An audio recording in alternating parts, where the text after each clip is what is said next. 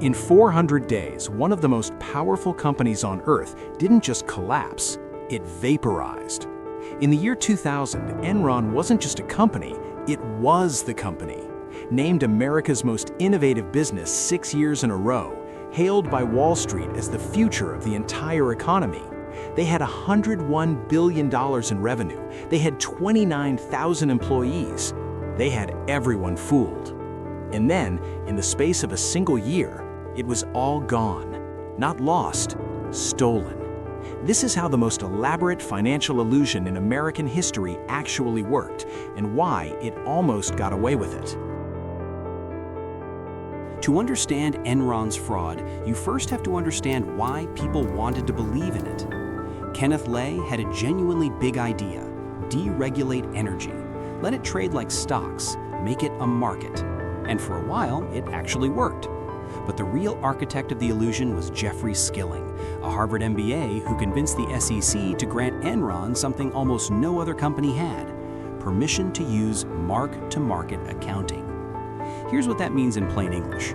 Enron could guess how much money a deal might make over the next 20 years and book that entire estimated profit immediately, as if the cash were already in the bank.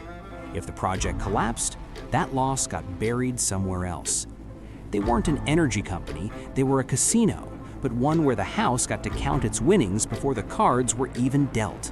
By the late 1990s, the fake profits were piling up, and so were the very real losses underneath them. Enron needed somewhere to hide them. Enter CFO Andrew Fastow. Fastow built a labyrinth of shell companies, over 3,000 of them. Special purpose entities, they were called. The names sound absurd because the whole scheme was absurd. He moved billions in debt into these entities, keeping Enron's official balance sheet pristine and its credit rating strong. And crucially, their auditor, the legendary firm Arthur Andersen, signed off on all of it. But the real world kept refusing to cooperate. Their broadband venture imploded. International projects turned into money pits. The future profits they'd already booked, they were fiction, and the fiction was running out of room to hide. Inside the building, at least one person knew exactly what was coming. Outside, Enron executives were on television telling ordinary investors the stock was a buy, while they were quietly selling their own shares. In October 2001, a Wall Street Journal investigation cracked the shell open. The SEC launched a formal inquiry. Arthur Andersen, in a panic, began shredding tons of documents, literally tons. It didn't save them, it destroyed them. December 2001, Enron filed for the largest bankruptcy in US history. Kenneth Lay was convicted on 6 counts of fraud and died of a heart attack before he could be sentenced.